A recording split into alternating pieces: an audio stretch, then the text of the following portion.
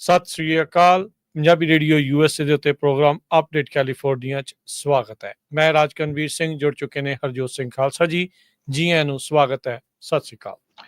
ਸਤਿ ਸ੍ਰੀ ਅਕਾਲ, ਧੰਨਵਾਦ ਜੀ ਆਇਆਂ ਨੂੰ। ਪੰਜਾਬੀ ਰੇਡੀਓ USA ਦੇ ਜਿੰਨੇ ਵੀ ਸਰੋਤੇ ਸਾਡੇ ਸਾਰੇ ਹੀ AM ਸਟੇਸ਼ਨਸ, FM ਸਟੇਸ਼ਨਸ, ਘਰਾਂ ਦੇ ਵਿੱਚ ਰੇਡੀਓ ਸੈਟਸ ਦੇ ਰਾਹੀਂ, ਟੈਲੀਫੋਨ ਦੇ ਰਾਹੀਂ, ਫੇਸਬੁੱਕ, YouTube ਤੇ ਲਾਈਵ ਦੇਖ ਰਹੇ ਹੋ, ਸੁਣ ਰਹੇ ਹੋ, ਸਾਰਿਆਂ ਨੂੰ ਜੀ ਆਇਆਂ ਨੂੰ ਤੇ ਬਹੁਤ ਹੀ ਪਿਆਰ ਤੇ ਸਤਿਕਾਰ ਭਰੀ ਸਤਿ ਸ੍ਰੀ ਅਕਾਲ। ਸਰੋਤਿਓ, ਅੱਜ ਮਾਰਚ ਦੀ 11 ਤਰੀਕ ਆ, ਦਿਨ ਮੰਗਲਵਾਰ ਆ, ਤੇ ਤੁਹਾਡੇ ਲਈ ਸ਼ਾਮ ਦਾ ਅਪਡੇਟ ਕੈਲੀਫੋਰਨੀਆ ਪ੍ਰੋਗਰਾਮ ਲੈ ਕੇ ਹਾਜ਼ਰ ਹੋਏ ਆ। ਸਾਡੇ ਅੱਜ ਦੇ ਇਸ ਪ੍ਰੋਗਰਾਮ ਨੂੰ ਤੁਹਾਡੇ ਸਾਰਿਆਂ ਤੱਕ ਪਹੁੰਚਾਉਣ 'ਚ ਸਹਿਯੋਗ ਕਰਦੇ ਨੇ ਖਾਲਸਾ ਇੰਸ਼ੋਰੈਂਸ ਏਜੰਸੀ, ਜਿਨ੍ਹਾਂ ਦੇ ਕੋਲੋਂ ਹਰ ਇੱਕ ਤਰੀਕੇ ਦੀ ਇੰਸ਼ੋਰੈਂਸ ਕਰਵਾ ਸਕਦੇ ਹੋ। ਇੰਸ਼ੋਰੈਂਸ ਬਾਰੇ ਪਤਾ ਕਰਨ ਲਈ ਕਾਲ 408-272-2500। ਟਿਰਕੇਣਾ immigration law firm US immigration ਦਾ ਹੋਵੇ ਕਿਸੇ ਵੀ ਤਰੀਕੇ ਦਾ ਕੰਮ, ਕਾਲ ਅਟਰਨੀ ਜੇ ਟਿਰਕੇਣਾ 415-909-0503। Gurbachan Singh Nagra Sacramento, Sarabjit Singh Kulwinder Kaur Toot Yuba City, Gurdev Singh Sohal Antelope, Paramjit Singh Dakha Berkeley, Gursahib Singh Bakersfield, Avtar Singh Manjal Clovis. ਇਹਨਾਂ ਸਾਰਿਆਂ ਦਾ ਧੰਨਵਾਦ। ਜੇ ਤੁਸੀਂ ਵੀ ਇਸ ਪ੍ਰੋਗਰਾਮ ਨੂੰ ਸਪਾਂਸਰ ਕਰਨਾ ਚਾਹੁੰਦੇ ਹੋ, ਸੰਪਰਕ ਕਰ ਸਕਦੇ ਹੋ 408-722-7698 ਦੇ ਉੱਤੇ। ਅੱਜ ਦੀਆਂ ਖਬਰਾਂ ਵੱਲ ਚੱਲੀਏ ਤੇ ਹਾਊਸ ਨੇ ਬਿੱਲ ਜਿਹੜਾ ਆ ਪਾਸ ਕਰ ਦਿੱਤਾ ਹੈਗਾ ਤਾਂ ਕਿ ਜਿਹੜੀ ਗਵਰਨਮੈਂਟ ਆ ਉਹ ਸ਼ਟਡਾਊਨ ਨਾ ਹੋਵੇ। ਇੱਕ ਰਿਪਬਲਿਕਨ ਨੇ ਨਾਂ ਦੇ ਵਿੱਚ ਵੋਟ ਪਾਈ ਹੈ ਤੇ ਇੱਕ ਡੈਮੋਕ੍ਰੇਟ ਕਾਂਗਰਸਮੈਨ ਨੇ ਹਾਂ ਦੇ ਵਿੱਚ ਵੋਟ ਪਾਈ ਹੈਗੀ ਆ। ਹਾਊਸ ਦੇ ਵਿੱਚ 217 ਹੱਕ ਦੇ ਵਿੱਚ ਸੀ, 213 ਅਗੇਂਸਟ ਸੀਗੇ ਜੋ ਸਪੈਂਡਿੰਗ ਬਿੱਲ। ਹੁਣ ਇਹ ਸੈਨੇਟ ਦੇ ਕੋਲ ਜਾਊਗਾ। ਸੋ ਇਹਦੇ ਨਾਲ ਸਪੀਕਰ ਮਾਈਕ ਜੌਨਸਨ ਉਹਨਾਂ ਦੀ ਇੱਕ ਮੇਜਰ ਵਿਕਟਰੀ ਹੋ ਗਈ ਆ, ਕਿਉਂਕਿ ਜੇ ਪਾਸ ਨਾ ਹੁੰਦਾ ਤੇ ਕਾਫੀ ਪ੍ਰੋਬਲਮ ਆ ਸਕਦੀ ਸੀ, ਗਵਰਨਮੈਂਟ ਸ਼ਟਡਾਊਨ ਹੋ ਸਕਦੀ ਸੀ।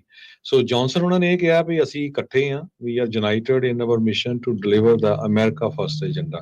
ਸੋ ਅਮਰੀਕਾ ਦਾ ਜਿਹੜਾ ਫਸਟ ਏਜੰਡੇ ਦੇ ਉੱਤੇ ਅਸੀਂ ਵਰਕਆਊਟ ਕਰ ਰਹੇ ਹਾਂ, ਉਹਦੇ ਉੱਤੇ ਆਪਾਂ ਬਿਲਕੁਲ ਯੂਨਾਈਟਿਡ ਹੈਗੇ ਹਾਂ। ਹੁਣ ਸਪੈਂਡਿੰਗ ਬਿੱਲ ਸੈਨੇਟ ਨੂੰ ਜਾਣਾ, ਜਿੱਥੇ 60 ਵੋਟਾਂ ਚਾਹੀਦੀਆਂ ਪਾਸ ਹੋਣ ਨੂੰ।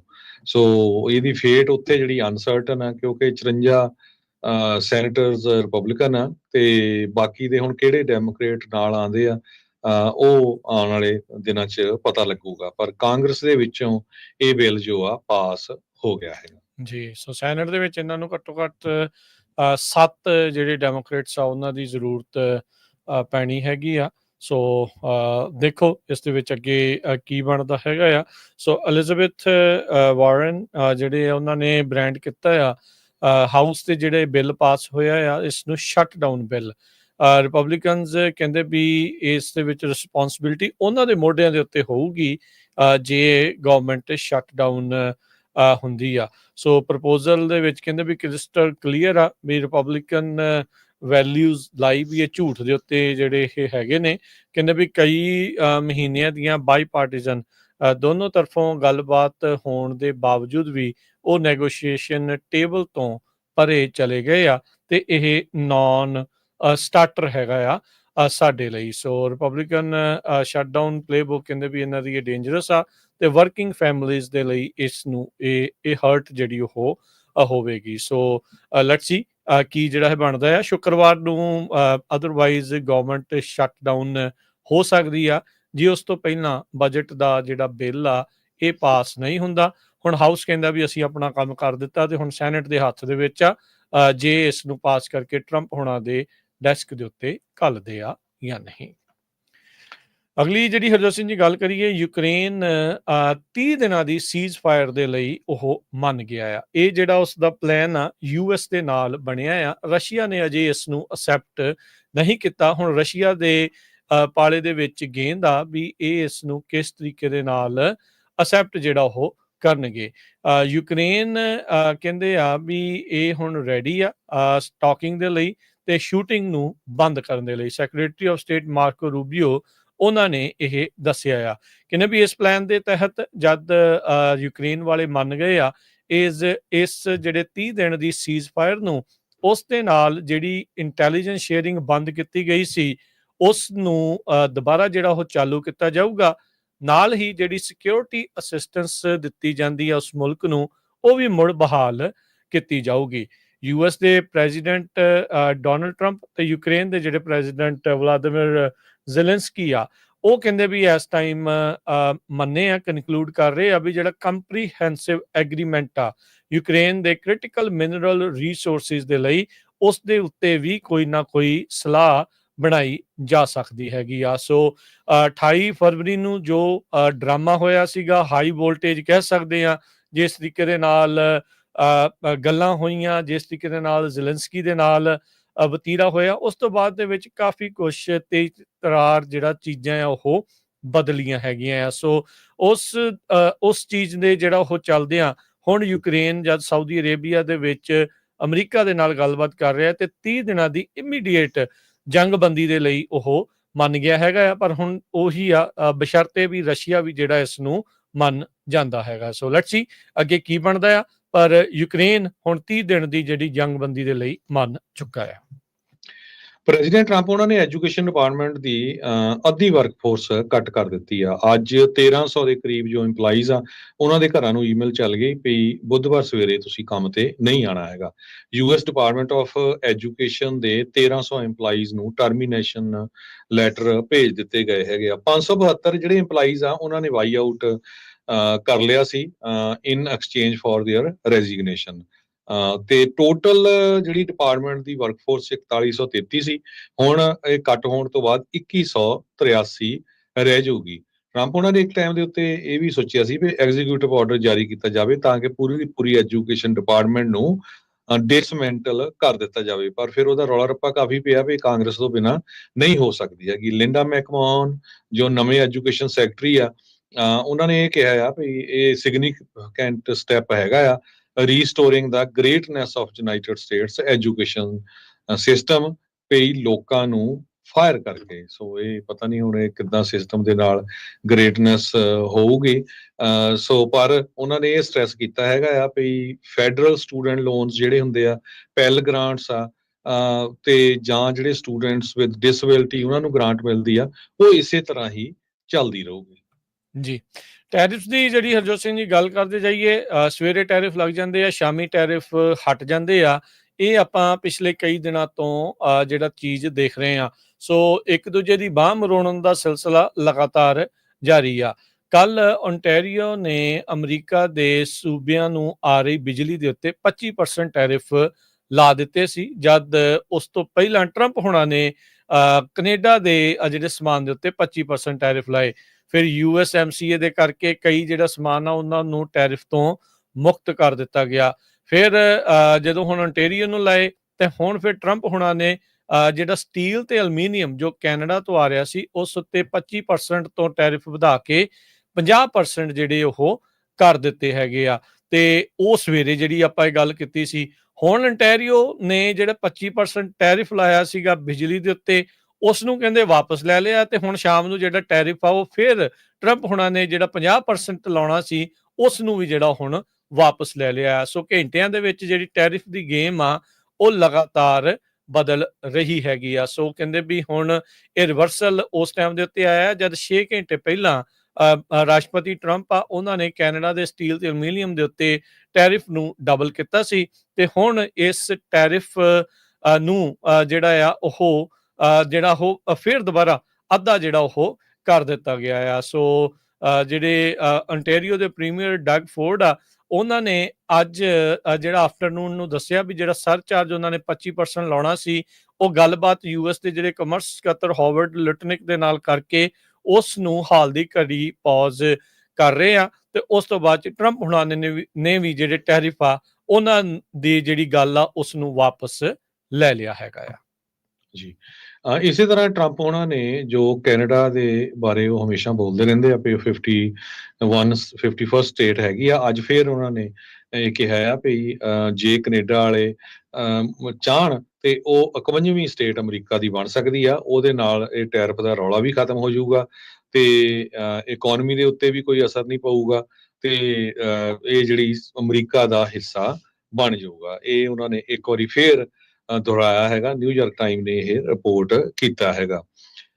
ਕੈਨੇਡਾ ਦੀ ਜਿਹੜੀ ਸਟੀਲ ਆ ਉਹ ਤੇ ਐਲੂਮੀਨੀਅਮ ਬਹੁਤ ਹਾਈ ਕੁਆਲਿਟੀ ਆ, ਇਸੇ ਕਰਕੇ ਉੱਥੋਂ ਜਿਹੜਾ ਆ ਇੰਪੋਰਟ ਕੀਤਾ ਜਾਂਦਾ ਹੈਗਾ ਅਮਰੀਕਾ ਵੱਲੋਂ। ਸੋਸ਼ਲ ਮੀਡੀਆ ਦੇ ਉੱਤੇ ਇਹ ਉਹਨਾਂ ਨੇ ਸਾਰਾ ਕੁਝ ਕਿਹਾ ਵੀ the only thing makes sense is for Canada to become our 51st state. ਇਹ ਉਹਨਾਂ ਨੇ ਇੱਕ ਵਾਰੀ ਫੇਰ ਕਿਹਾ ਵੀ ਸੋ ਸਾਡੀ ਜਿਹੜੀ ਨਾਰਦਰਨ ਬਾਰਡਰ ਆ ਉੱਥੇ ਵੀ ਕੋਈ ਕਿਸੇ ਤਰ੍ਹਾਂ ਦੀ ਪ੍ਰੋਬਲਮ ਨਹੀਂ ਹੋਊਗੀ।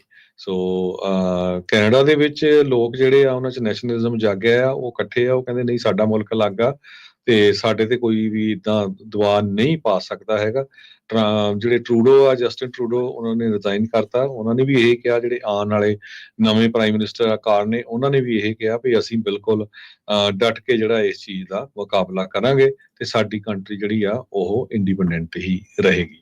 ਜੀ ਅਗਲੀ ਜਿਹੜੀ ਗੱਲ ਕਰੀਏ, ਅੱਜ ਵੀ ਜਿਹੜਾ ਮਾਰਕੀਟਸ ਆ ਉੱਦਾਂ ਉਹਨਾਂ ਦਾ ਧੂੰਆਂ ਜਿਹੜਾ ਉਹ ਨਿਕਲੀ ਜਿਹੜਾ ਉਹ ਰੱਖਿਆ ਆ। ਕੱਲ ਨੂੰ ਕਹਿੰਦੇ ਮਹਿੰਗਾਈ ਦੀ ਨਵੀਂ ਰਿਪੋਰਟ ਆਉਣ ਜਾ ਰਹੀ ਆ। ਸੋ ਕਹਿੰਦੇ ਵੀ ਇਸ ਰਿਪੋਰਟ ਦੇ ਚੱਲਦਿਆਂ ਪਹਿਲਾਂ ਹੀ ਲੋਕਾਂ ਦੇ ਵਿੱਚ ਥੋੜੀ ਘਬਰਾਹਟ ਜੀ ਮਹਿਸੂਸ ਹੋ ਰਹੀ ਆ। ਸੋ ਕਹਿੰਦੇ ਕੰਜ਼ਿਊਮਰ ਪ੍ਰਾਈਸ ਇੰਡੈਕਸ ਫੈਬਰੂਰੀ ਦੇ ਲਈ ਇਹ ਫੋਰਕਾਸਟ ਕਰ ਰਹੇ ਆ, ਇਹ ਅਨੁਮਾਨ ਲਾਇਆ ਜਾ ਰਿਹਾ ਵੀ 0.3% ਉਹ ਵਧਿਆ ਹੋਊਗਾ। ਐਨੂਅਲ ਬੇਸਿਸ ਦੇ ਹਿਸਾਬ ਦੇ ਨਾਲ ਇਹ 2.9 ਤੇ ਜਿਹੜੀ ਕੋਰ ਇਨਫਲੇਸ਼ਨ ਆ ਉਹ 3.2% ਦੇ ਉੱਤੇ ਜਿਹੜੀ ਉਹ ਪਹੁੰਚ ਸਕਦੀ ਹੈਗੀ ਆ। ਸੋ ਫੈਡ ਦਾ ਜਿਹੜਾ 2% ਦਾ ਟਾਰਗੇਟ ਆ ਉਸ ਨਾਲੋਂ ਇਹ ਅਜੇ ਵੀ ਉੱਤੇ ਹੀ ਚੱਲ ਰਹੀ ਆ। ਉੱਤੋਂ ਜਿਹੜੇ ਰਾਸ਼ਟਰਪਤੀ ਟਰੰਪ ਹੁਣਾਂ ਦੇ ਟੈਰਿਫ ਦੀਆਂ ਪਾਲਿਸੀਜ਼ ਆ ਉਸ ਨੂੰ ਲੈ ਕੇ ਵੀ ਜਿਹੜੀ ਚਿੰਤਾ ਹੈ ਉਹ ਨਾਲ ਦੇ ਨਾਲ ਬਰਕਰਾਰ ਜਿਹੜੀ ਉਹ ਰਹਿ ਰਹੀ ਹੈਗੀ ਆ। ਸੋ ਕੱਲ ਨੂੰ ਦੇਖਦੇ ਆ ਵੀ ਕੀ ਕੋਈ ਗੁੱਡ ਨਿਊਜ਼ ਆਉਂਦੀ ਆ ਜਾਂ ਜਿਹੜਾ ਇਨਫਲੇਸ਼ਨ ਆ ਉਹ ਫੇਰ ਵਧੀ ਹੋਈ ਨਜ਼ਰ ਆਉਂਦੀ ਆ। ਸੋ ਲੈਟਸ ਸੀ ਕੀ ਜਿਹੜਾ ਇਹਦਾ ਬਣਦਾ ਆ, ਪਰ ਲੋਕਾਂ ਦੇ ਵਿੱਚ ਇਸ ਨੂੰ ਲੈ ਕੇ ਜ਼ਰੂਰ ਅਜੇ ਵੀ ਚਿੰਤਾ, ਡਰ ਜਿਹੜਾ ਉਹ ਬਣਿਆ ਪਿਆ ਹੈ। ਡੋਜ ਡਿਪਾਰਟਮੈਂਟ ਜਿਹੜੀ ਆ, ਡਿਪਾਰਟਮੈਂਟ ਆਫ ਗਵਰਨਮੈਂਟ ਐਫੀਸ਼ੀਐਂਸੀ, ਉਹਨਾਂ ਨੇ ਇਹ ਕਿਹਾ ਵੀ ਹੁਣ ਜਿਹੜੇ ਗਵਰਨਮੈਂਟ ਵਰਕਰਸ ਆ ਉਹਨਾਂ ਨੂੰ AI ਦੇ ਨਾਲ ਰਿਪਲੇਸ ਕੀਤਾ ਜਾਊਗਾ, ਆਰਟੀਫਿਸ਼ੀਅਲ ਇੰਟੈਲੀਜੈਂਸ ਤੇ ਚੈਟ ਬੋਟਸ ਦੇ ਨਾਲ। ਕਹਿੰਦੇ ਵੀ ਡੋਜ GSAIs ਔਰ GSA ਚੈਟ ਪ੍ਰੋਗਰਾਮ ਲਗਭਗ 1500 ਫੈਡਰਲ ਵਰਕਰਸ ਦੀ ਜਗ੍ਹਾ ਦੇ ਉੱਤੇ ਇਹ ਲਾਊਗਾ ਤੇ ਆਉਣ ਵਾਲੇ ਦਿਨਾਂ 'ਚ 10,000 GSA ਦੇ ਜਿਹੜੇ ਇੰਪਲਾਈਜ਼ ਆ ਉਹਨਾਂ ਦੇ ਉੱਤੇ ਉਹਨਾਂ ਦੀ ਜਗ੍ਹਾ ਦੇ ਉੱਤੇ ਆਰਟੀਫਿਸ਼ੀਅਲ ਇੰਟੈਲੀਜੈਂਸ ਯੂਜ਼ ਕੀਤੀ ਜਾਊਗੀ।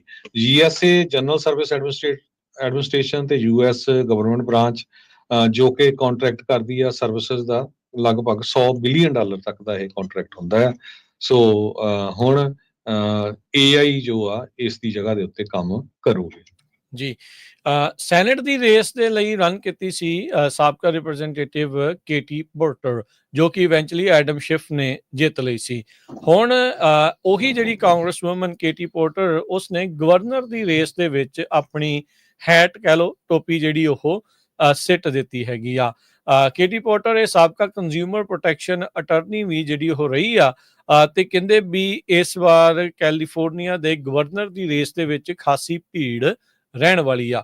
ਕਮਲਾ ਹੈਰਿਸ ਦਾ ਨਾਮ ਇਹ ਆ ਰਿਹਾ ਆ ਵੀ ਉਹ ਵੀ ਕੈਲੀਫੋਰਨੀਆ ਦੇ ਗਵਰਨਰ ਦੇ ਵਜੋਂ ਰਨ ਕਰ ਸਕਦੇ ਆ। ਸੋ ਪਰ ਉਸ ਤੋਂ ਪਹਿਲਾਂ ਜਿਹੜੀ ਸਾਬਕਾ ਡੈਮੋਕ੍ਰੇਟ ਹਾਊਸ ਦੀ ਜਿਹੜੀ ਮੈਂਬਰ ਕੇਟੀ ਪੋਰਟਰ ਆ, ਉਸਨੇ 2026 ਦੇ ਵਿੱਚ ਜਿਹੜੀ ਗਵਰਨਟੋਰੀਅਲ ਕੰਟੈਸਟ ਆ ਉਸ ਦੇ ਵਿੱਚ ਆਪਣਾ ਨਾਮ ਜਿਹੜਾ ਉਹ ਸੁੱਟ ਦਿੱਤਾ ਹੈਗਾ ਆ। ਇਸ ਤੋਂ ਪਹਿਲਾਂ ਜਿਹੜਾ ਆ ਕਾਫੀ ਜਿਹੜੇ ਹੋਰ ਨਾਮਾਂ ਦੀ ਵੀ ਚਰਚਾ ਜਿਹੜੀ ਚੱਲ ਰਹੀ ਆ।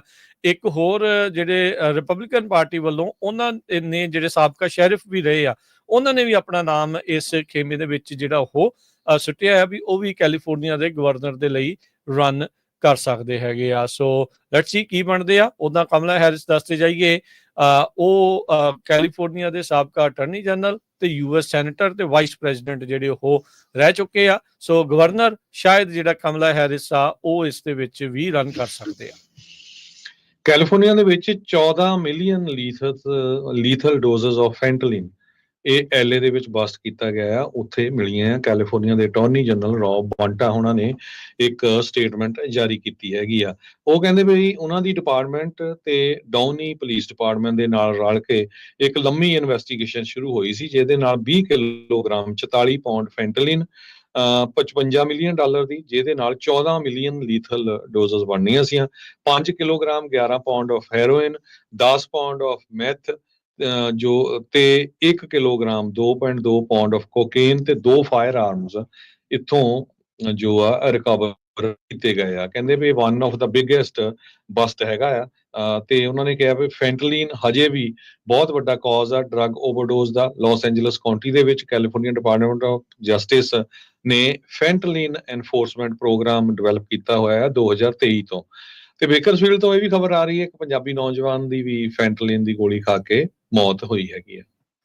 ਜੀ ਬਿਲਕੁਲ। ਸੋ ਫੈਂਟਨਲ ਬਹੁਤ ਹੀ ਖਤਰਨਾਕ ਜਿਹੜਾ ਇਹ ਡਰੱਗ ਆ, ਤੇ ਤੁਸੀਂ ਆਪ ਹਿਸਾਬ ਲਾ ਲਓ ਵੀ ਇਹ ਥੋੜਾ ਜਿਹਾ ਹੀ ਡਰੱਗ ਹਜ਼ਾਰਾਂ ਹੀ ਲੱਖਾਂ ਲੋਕਾਂ ਨੂੰ ਓਵਰਡੋਜ਼ ਦੇ ਕਰਕੇ ਜਿਹੜਾ ਉਹ ਮਾਰ ਸਕਦਾ ਹੈਗਾ ਆ।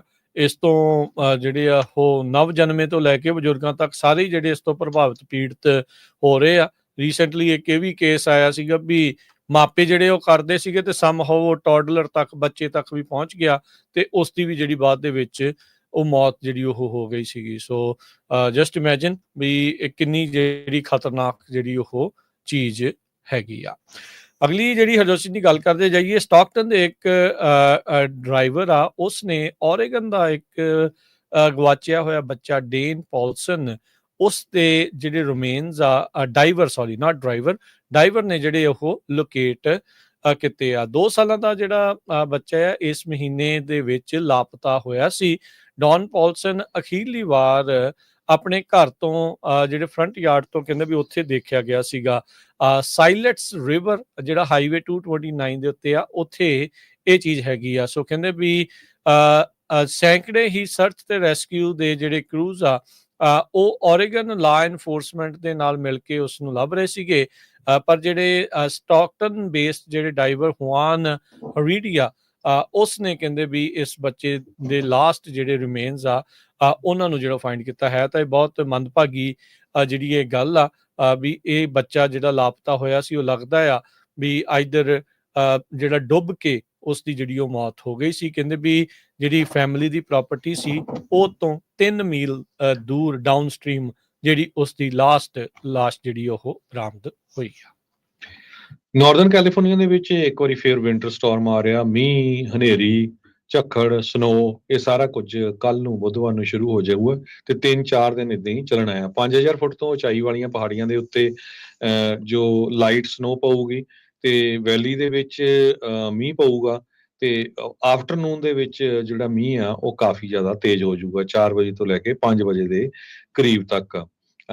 ਕਹਿੰਦੇ ਵੀ ਵਾਈਡ ਸਪਰੈਡ ਸਟੈਡੀ ਰੇਨ ਜਿਹੜੀ ਆ ਉਹ 10 ਵਜੇ ਤੋਂ ਬਾਅਦ ਰਾਤ ਦੇ ਲਗਾਤਾਰ ਕੰਟੀਨਿਊਸ ਚੱਲਦੀ ਰਹੂਗੀ। ਸੈਕਰਾਮੈਂਟੋ ਏਰੀਏ ਤੇ ਫੁੱਟਹਿਲਸ ਦੇ ਵਿੱਚ 3 ਇੰਚ ਤੱਕ ਆਉਣ ਵਾਲੇ 48 ਘੰਟਿਆਂ ਦੇ ਵਿੱਚ ਮੀਂਹ ਪਊਗਾ ਤੇ ਹਵਾਵਾਂ ਜਿਹੜੀਆਂ ਆ 30 ਤੋਂ ਲੈ ਕੇ 40 ਮੀਲ ਪਰ ਆਵਰ ਦੇ ਹਿਸਾਬ ਦੇ ਨਾਲ ਚੱਲਣਗੀਆਂ। ਸੋ ਜਿਹੜੀ ਸਨੋ ਹੈਗੀ ਆ ਉਹ 5500 ਫੁੱਟ ਜਿਹੜੀ ਐਲੀਵੇਸ਼ਨਸ ਆ ਉਹਨਾਂ ਤੋਂ ਉੱਪਰ ਪਊਗੀ। ਸੋ ਐਡਵਾਈਜ਼ਰੀ ਵੀ ਜਾਰੀ ਕੀਤੀ ਗਈ ਹੈਗੀ ਆ। ਜੋ ਦ ਸਮਿਟਸ ਵਾਲਾ ਜੋ ਏਰੀਆ ਹੈ ਜਿੱਥੇ 2-3 ਇੰਚ ਤੱਕ ਸਨੋ ਪੈਣੀ ਆ, ਉਧਰ ਘੁੰਮਣ ਫਿਰਨ ਲਈ ਨਾ ਜਾਇਆ ਜਾਵੇ, ਖਾਸ ਕਰਕੇ ਜਿਹੜਾ ਸਿਆਰਾ ਸਮਿਟਸ ਵਾਲਾ ਏਰੀਆ ਹੈਗਾ ਜੀ। ਸਿਆਟਲ ਦੇ ਵਿੱਚ 4 ਜਿਹੜੀਆਂ ਟੈਸਲਾ ਗੱਡੀਆਂ ਨੂੰ ਅੱਗ ਲੱਗ ਗਈ ਸੀ, ਸਾਈਬਰ ਟਰੱਕਸ ਨੂੰ, ਉਸ ਦੀ ਜਿਹੜੀ ਜਾਂਚ ਚੱਲ ਰਹੀ ਆ। ਬਹੁਤ ਸਾਰੇ ਲੋਕ ਟੈਸਲਾ ਦੇ ਉਲਟ ਪ੍ਰੋਟੈਸਟ ਜਿਹੜੇ ਕਰ ਰਹੇ ਆ ਈਲਨ ਮਸਕ ਦੀ ਜਿਹੜੀ ਸਰਕਾਰ ਦੇ ਵਿੱਚ ਜਾਂ ਡੌਜ ਦੇ ਵਿੱਚ ਉਸ ਨੂੰ ਮਿਲੀ ਜ਼ਿੰਮੇਵਾਰੀ ਆ ਉਸ ਦੇ ਕਰਕੇ ਵੀ। ਹੁਣ ਕਹਿੰਦੇ ਵੀ ਉਸ ਚੀਜ਼ ਦੇ ਵਿੱਚ ਹੁਣ ਟੈਸਲਾ ਦੀ ਮਦਦ ਕਰਨ ਦੇ ਲਈ ਖੁਦ ਰਾਸ਼ਟਰਪਤੀ ਟਰੰਪ ਆ, ਉਹਨਾਂ ਨੇ ਜਿਹੜਾ ਮੋਹਰੇ ਕਦਮ ਚੱਕਿਆ ਆ। ਵਾਈਟ ਹਾਊਸ ਦੇ ਲਾਨ ਨੂੰ ਕਹਿੰਦੇ ਇੱਕ ਹਿਸਾਬ ਦੇ ਨਾਲ ਅੱਜ ਟੈਸਲਾ ਦਾ ਸ਼ੋਰੂਮ ਬਣਾਇਆ ਗਿਆ। ਜਿਹੜੀਆਂ ਟੈਸਲਾ ਦੀਆਂ ਗੱਡੀਆਂ ਲਿਆਂਦੀਆਂ ਗਈਆਂ ਤੇ ਰਾਸ਼ਟਰਪਤੀ ਟਰੰਪ ਖੁਦ ਟੈਸਲਾ ਗੱਡੀ ਦੇ ਵਿੱਚ ਵੀ ਜਿਹੜਾ ਉਹ ਬੈਠੇ ਤੇ ਸ਼ਾਇਦ ਕਹਿੰਦੇ ਵੀ ਉਹਨਾਂ ਦੇ ਵਿੱਚੋਂ ਇੱਕ ਗੱਡੀ ਆ ਉਹ ਖਰੀਦਣ ਜਾ ਰਹੇ ਆ। ਸੋ ਉਹ ਆਪਣੇ ਜਿਹੜੇ ਸਪੋਰਟਰਸ ਆ ਉਹਨਾਂ ਨੂੰ ਵੀ ਇਹ ਜਿਹੜੀ ਕੋਸ਼ਿਸ਼ ਕਰ ਰਹੇ ਆ ਕਹਿਣ ਦੀ ਵੀ ਭਾਈ ਤੁਸੀਂ ਵੀ ਟੈਸਲਾ ਖਰੀਦੋ। ਕੱਲ ਜਿਹੜੇ ਮਾਰਕ ਕੈਲੀ ਆ ਉਹਨਾਂ ਦੇ ਨਾਲ ਟੈਸਲਾ ਦੇ ਜਿਹੜੇ CEO ਆ ਮਸਕ ਆ, ਉਹਨਾਂ ਦੇ ਵੀ ਸ਼ਬਦੀ ਜਿਹੜੀ ਆ ਉਹ ਸਿੰਘ ਫਸ ਗਏ ਸੀ, ਜਿੱਥੇ ਮਾਰਕ ਕੈਲੀ ਨੂੰ ਉਹਨਾਂ ਨੇ ਟ੍ਰੇਟਰ ਤੱਕ ਜਿਹੜਾ ਉਹ ਆਖ ਦਿੱਤਾ ਸੀ। ਫਿਰ ਮਾਰਕ ਕੈਲੀ ਕਹਿੰਦੇ ਵੀ ਹਾਂ ਅੰਦਰੋਂ ਕੋਈ ਬਾੜੀ ਵਧੀਆ ਨਹੀਂ ਬਣੀ, ਸ਼ਾਇਦ ਮੈਂ ਆਪਣੀ ਟੈਸਲਾ ਜਿਹੜੀ ਉਹ ਵੇਚ ਦਊਂਗਾ। ਸੋ ਪੋਲੀਟੀਕਲ ਪ੍ਰੋਟੈਸਟ ਦੇ ਤੌਰ ਦੇ ਉੱਤੇ ਬਹੁਤ ਸਾਰੇ ਜਿਹੜੇ ਲੋਕ ਆ ਉਹ ਈਲਨ ਮਸਕ ਦੀ ਜਿਹੜੀ ਟੈਸਲਾ ਗੱਡੀ ਆ ਉਸ ਨੂੰ ਵੇਚ ਰਹੇ ਆ ਜਾਂ ਫਿਰ ਜਿਹੜਾ ਆ ਉਸ ਨੂੰ ਬਾਏ ਨਹੀਂ ਕਰ ਰਹੇ, ਜਿਸ ਕਰਕੇ ਉਸ ਦੇ ਸਟਾਕਸ ਆ ਉਸ ਨੂੰ ਖਾਸਾ ਜਿਹੜਾ ਕਹਿ ਲਓ ਵੀ ਨੁਕਸਾਨ ਪਹੁੰਚ ਰਿਹਾ ਹੈਗਾ ਆ। ਸੋ ਪਰ ਈਲਨ ਮਸਕ ਨੇ ਟਰੰਪ ਹੋਣਾ ਦਾ ਸਹਾਰਾ ਲੈਂਦੇ ਹੋਏ ਅੱਜ ਟੈਸਲਾ ਦਾ ਸ਼ੋਰੂਮ ਵਾਈਟ ਹਾਊਸ ਦੇ ਲਾਨ ਦੇ ਵਿੱਚ ਬਣਾਇਆ। ਸੋ ਇਸ ਉਮੀਦ ਦੇ ਨਾਲ ਵੀ ਉਹਨਾਂ ਦੇ ਜਿਹੜੇ ਸਪੋਰਟਰ ਆ ਇਸ ਗੱਡੀ ਨੂੰ ਜਿਹੜਾ ਉਹ ਖਰੀਦਣਗੇ। ਉਧਰ ਸੈਨ ਜੀ ਫਰਾਂਸਿਸਕੋ ਏਰੀਆ ਦੇ ਵਿੱਚ ਟੈਸਲਾ ਕਾਰਾਂ ਧੜਾ ਧੜ ਲੋਕ ਜਿਹਨਾਂ ਕੋ ਹੈਗੀਆਂ ਆ ਉਹ ਟ੍ਰੇਡ ਇਨ ਕਰ ਰਹੇ ਆ ਜਾਂ ਵੇਚ ਰਹੇ ਆ। ਬਹੁਤ ਸਾਰੇ ਪੋਸਟਰ ਸੈਨ ਫਰਾਂਸਿਸਕੋ ਏਰੀਆ ਚ ਲਾਏ ਗਏ ਆ, sell your swasticar so don't be complicit. So ਕਹਿੰਦੇ ਭਈ ਐਂਟੀ ਟੈਸਲਾ ਪੋਸਟਰਸ ਪੂਰੇ ਸੈਨ ਫਰਾਂਸਿਸਕੋ ਚ ਲੱਗੇ ਹੋਏ ਆ ਤਾਂ ਕਿ ਜੋ ਇਲੋਨ ਮਸਕ ਆ ਉਸ ਨੂੰ ਕਹਿੰਦੇ ਭਈ ਲੈਸਨ ਦਿੱਤਾ ਜਾ ਸਕੇ। ਇੱਕ ਜਗ੍ਹਾ ਤੇ ਟੈਂਕਮੈਨ ਫੋਟੋ ਲਾਈ ਗਈ ਆ 1999 ਜਦੋਂ ਤਿਨਾਮਨ ਸਕੁਏਅਰ ਹੋਇਆ ਸੀ, ਪ੍ਰੋ ਡੈਮੋਕ੍ਰੇਸੀ ਪ੍ਰੋਟੈਸਟ। ਉਸ ਟਾਈਮ ਦੇ ਉੱਤੇ ਇੱਕ ਨੌਜਵਾਨ ਬਿਲਕੁਲ ਟੈਂਕ ਦੇ ਸਾਹਮਣੇ ਖੜਾ ਰਿਹਾ ਸੀ ਤੇ ਉਹ ਵੀਡੀਓ ਬੜੀ ਫੋਟੋ ਵਾਇਰਲ ਹੋਈ ਸੀ। ਸੋ ਉਹ ਫੋਟੋ ਲਾ ਕੇ ਇਹ ਕਿਹਾ ਜਾ ਰਿਹਾ ਹੈ ਵੀ ਟੈਸਲਾ ਨੂੰ ਜਿਹੜਾ ਲੈਸਨ ਆ ਦਿੱਤਾ ਜਾਵੇ, ਟੈਸਲਾ ਕਾਰਾਂ ਨਾ ਖਰੀਦੀਆਂ ਜਾਣ।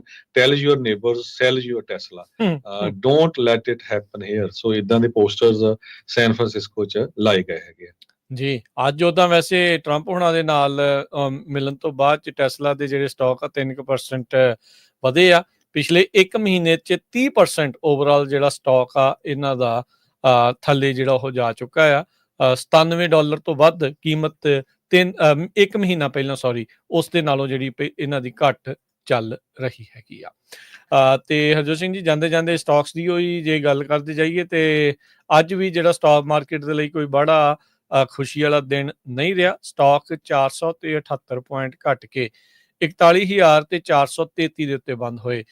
ਜਿਹੜਾ ਡਾਊ ਜੋਨ ਆ S&P ਜਿਹੜਾ 42 ਪੁਆਇੰਟ ਘਟ ਕੇ 5572, ਨੈਸਡੈਕ 32 ਪੁਆਇੰਟ ਘਟ ਕੇ 17,436 ਦੇ ਉੱਤੇ। ਸੋਨੇ ਦਾ ਭਾਅ $2920 ਪ੍ਰਤੀ ਆਉਂਸ, ਕੱਚੇ ਤੇਲ ਦੀ ਕੀਮਤ $66 ਪ੍ਰਤੀ ਬੈਰਲ ਰਹੀ। 10 ਈਅਰ ਯੀਲਡ 4.2%। ਕ੍ਰਿਪਟੋ ਕਰੰਸੀ ਦੇ ਵਿੱਚ ਬਿਟਕੋਇਨ 82,737 ਤੇ ਇਥੀਰੀਅਮ 1900 ਤੇ $13 ਦੇ ਬਰਾਬਰ ਚੱਲ ਰਿਹਾ ਹੈਗਾ ਆ। ਬਿਲਕੁਲ, ਜਿਹੜੀ ਸਟਾਕ ਮਾਰਕੀਟ ਆ ਬਹੁਤ ਵੱਡਾ ਝਟਕਾ ਲੱਗਾ ਹੈ। ਪਿਛਲੇ ਮਹੀਨੇ ਜਿੱਦੀ ਹਾਈ ਗਈ ਸੀ ਉਹਦੇ ਨਾਲੋਂ 10% ਥੱਲੇ ਜਾ ਚੁੱਕੀ ਹੈਗੀ ਆ, ਜਿਹੜਾ ਰੈਕੋਰਡ ਤੋੜਿਆ ਸੀ। So Wall Street 10% below its record set last month.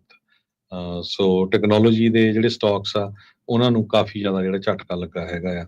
ਤੇ ਜੇ ਆਪਾਂ ਕਰੰਸੀ ਦੀ ਗੱਲ ਕਰਦੇ ਜਾਈਏ, $1 ਦੇ ਬਰਾਬਰ ਇੰਡੀਆ ਦੇ 87 ਰੁਪਏ ਤੇ 15 ਪੈਸੇ ਰਹੇ ਆ।